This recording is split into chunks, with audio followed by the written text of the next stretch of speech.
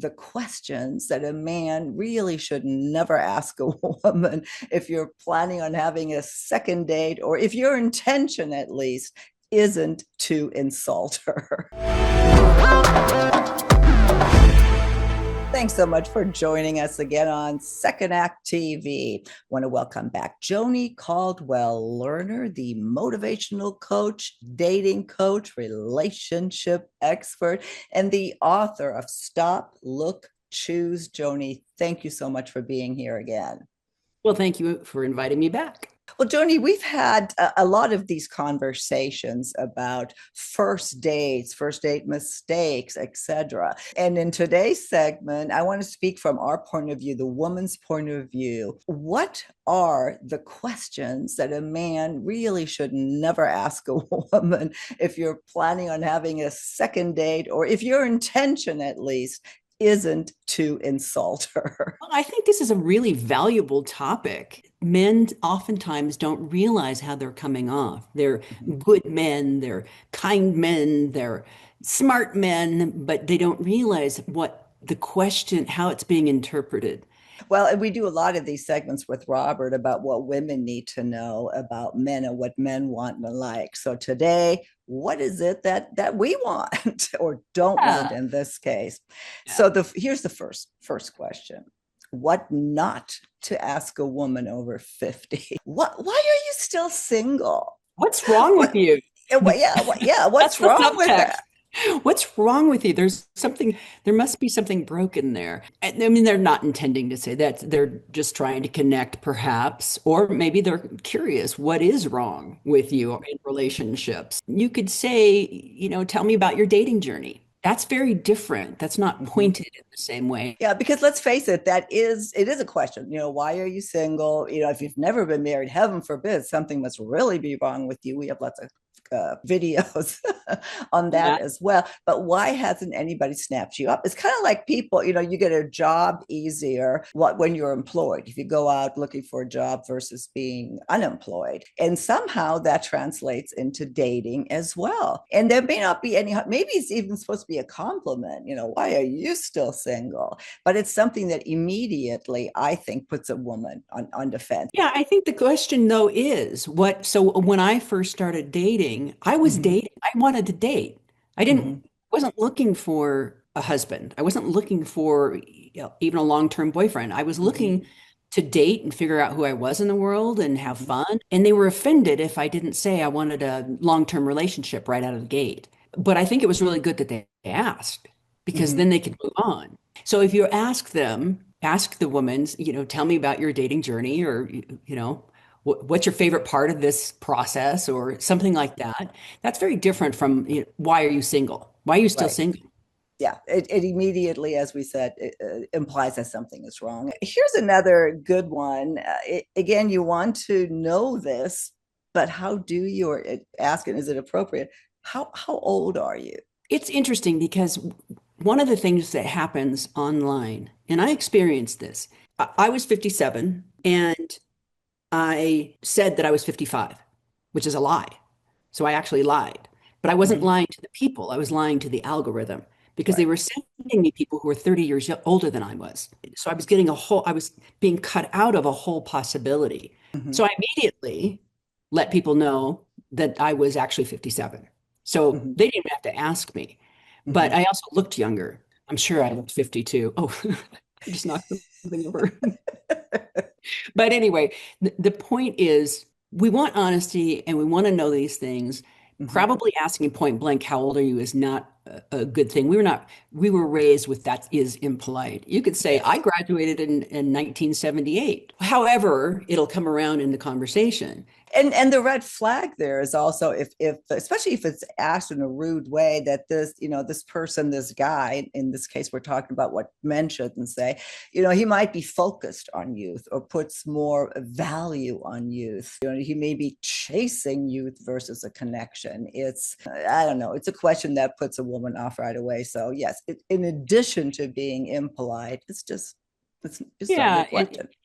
So what you said about chasing youth goes both ways. Women do it and men do it. If you have some other agenda, you may be looking for someone younger and focused on age because you have a problem with your own aging process. One is an acceptance of this is the journey, man. Everybody gets old, everybody Mhm. dies, nobody escapes. If you're really trying for a connection, it has nothing to do with anything. Now, I did say that I didn't want to date someone who was 85 when I was Mhm. 55. Here's another one.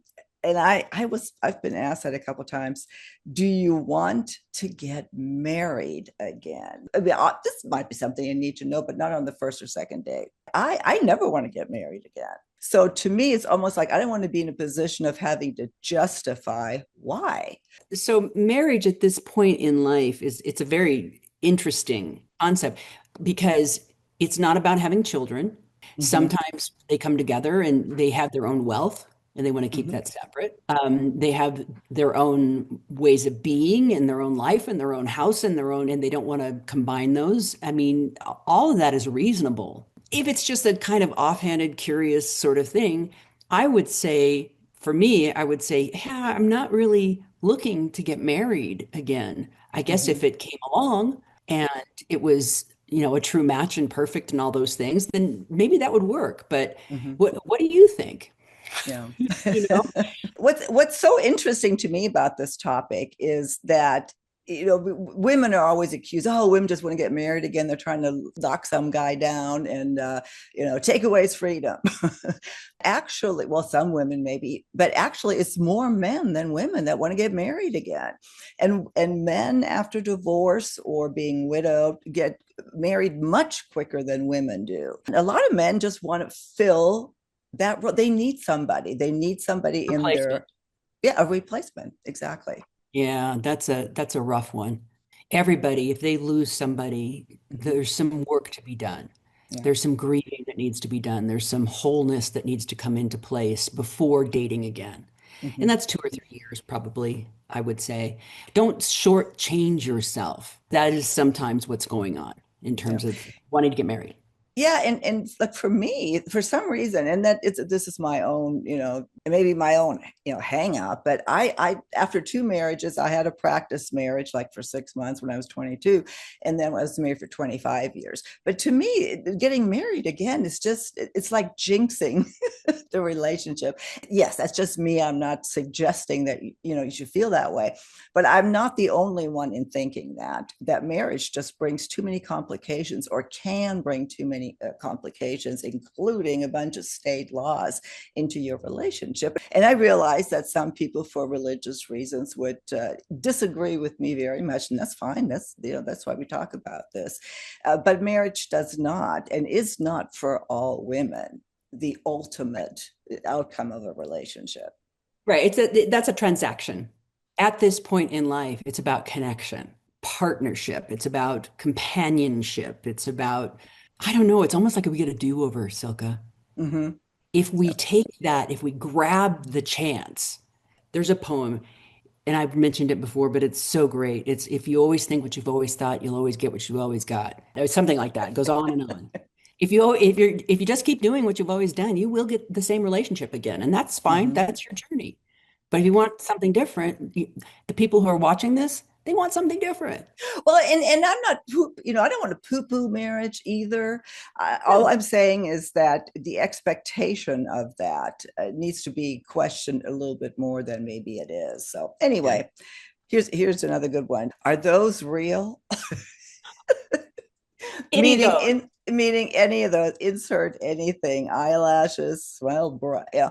But is this, yeah, asking about anything's real, your hair, and I guess this happens a lot. That's why this question is on here. Maybe down the road, if you're going to be romantic with someone, you might want to share, these are not real. Mine are real, but just, these are my eyelashes, by the way. But when I started dating John, I had the extensions on. Mm, I needed to feel confident. I needed to feel good mhm, about myself. I got manicures, I got my hair done, I had the extensions. But that is not something you ask a woman. Eventually, you want to share with, and John did actually ask me, he goes, "Are those real?" This is 2 or 3 months into it, and I started giggling. So it mhm, didn't offend me in that moment, but mhm. it had it been on a first date, I would have been like, oh, hiding. So it just makes you feel vulnerable. It does. It makes you feel vulnerable. And I actually got breast augmentation after I got divorced. I wanted to start over again, and I wanted to feel good about myself getting naked True. again, which is another subject that we cover on this channel a lot. That was important to me. And I did get that question Ow, on the once first date? on the first date. I did, and it was. I mean, you might wonder. I don't think you can You've got a really rock tell, and but rack. Is that yeah. real? But that, yeah, that wasn't, didn't turn into a second date. And so I'd be interested to hear what our men have to say about that. Is that something you think you're entitled to know? Anyway, comments are always very interesting on We'll just this. leave it there. Okay, last one here. How's your relationship with your ex? Again, we've talked about this under different circumstances, but early on, the relationship with your ex, that's such a triggering topic. I certainly wouldn't ask, a woman doesn't want to be asked that. Yeah. How's your relationship with your ex? And it is intrusive. Eventually, you want to have this conversation. We've talked about what you don't bash your ex, you don't, Mm-hmm. and make sure you're ready to date. And how Mm-hmm. you'll know is if you're willing to let go of the ex and all the negativity. And if you can't, if you haven't yet, please consider doing the work to get rid of Mm-hmm. that because you walking in freedom, living your life in freedom uh, and choice is an Mm-hmm. extraordinary thing. Mm-hmm. But if you're hooked to being a victim of X, Y, and Z and Mm-hmm. negativity, then you're not in freedom. You're Mm-hmm. not in freedom, and you'll bring that baggage and that chain link fence into the next relationship. Mm-hmm. So, yes, eventually have a conversation about it didn't work. The truth is, I am not the same woman who was married to that man. And there's a big difference between somebody who talks about their brings it up and talks about their exes, because that's a red flag. It's a big red flag when that's all you talk about. What this is bringing it up. The red flag there, in my opinion, is that you want to know this right away, that you're focused on this. Maybe something is up with your past, that it's almost a subconscious thing. But just, I guess the advice here is to just stay away from the conversation about exes altogether in the beginning, first and maybe even second dates. There are so many things to talk about. So many things to talk about, whether it's travel or family. How many kids do you have? And that's Mm-hmm. a safe question. Where's some place that you've never traveled to that you want to? I mean, Mm-hmm. you're creating a new connection, you're creating new memories together. The past really doesn't have a place in that dynamic. Mm-hmm. As I was researching this topic to see what people are saying out there, I came across a list also of questions that women would like to be asked. And then maybe a couple of these are worth mentioning. Plus, it gives you some idea maybe of what questions, to ask or how to carry on a conversation on your dates. And here's someone that I like. What's something you've always wanted to do but haven't yet? I think that's generally that's pretty harmless and can get you to think. Yeah, absolutely. And you sound genuinely interested in them. Here's another one that I actually would like to be asked, because it goes to bringing something up about yourself that you normally wouldn't. What's something you're proud of that you wouldn't find on your resume? Maybe ask it a little bit different, but it allows you to say something that you really want maybe people to know, but you wouldn't bring it up because it'd be bragging. Yeah, well, yeah, I am involved in rescuing dogs, Mm-hmm. and I'm really proud of that. Or I take care of my 95-year-old mother, and she is a joy in my life. That's not going to be on the profile. Mm-hmm. These are things that you could bring up, only the things that feel right to you. Maybe the 95-year-old mom right in the beginning is not the way to go. Maybe that's a third date. But you see what I'm saying. Yeah, no, absolutely. Here's another good one, then we'll end on that. What does a great relationship look like to you at this stage in life? Mm. Or is that too tough? Is that too? I would say that's a great question. That's a deep question. And Mm-hmm. I love deep thinkers. So for me, it would be really cool. That would be a Mm-hmm. great question. I would be able to say, here's what I'm looking for. Yeah. Here's what, floats my boat. So Without getting out a list, you're yeah, almost yeah. invited to explain what you're looking for. I like that. Lots to think about here. Joni, before we end, do you have any particular questions? What would you say? Yeah. There's a question that I suggest to people when, let's say you say to them, what's your favorite hobby? And they say golf. That's it, one word, right? So the follow-up question, and this is where I'm going with this, the follow-up question is, what do you love about that? I've seen people light up where they just go, well, it's the light is coming through the leaves and the Mm-hmm. trees and the grass is all different colors and I never know what's around the next bend and every thing is different and I'm not a golfer, so I'm just making stuff up Yeah. as I go. What do you love about that? What do you feel like you want to do at this point in your life? You want to travel? That's amazing. So where do you want to go? So you're following up with these questions that are open-ended and Yeah. they person gets to really talk about something they're passionate about.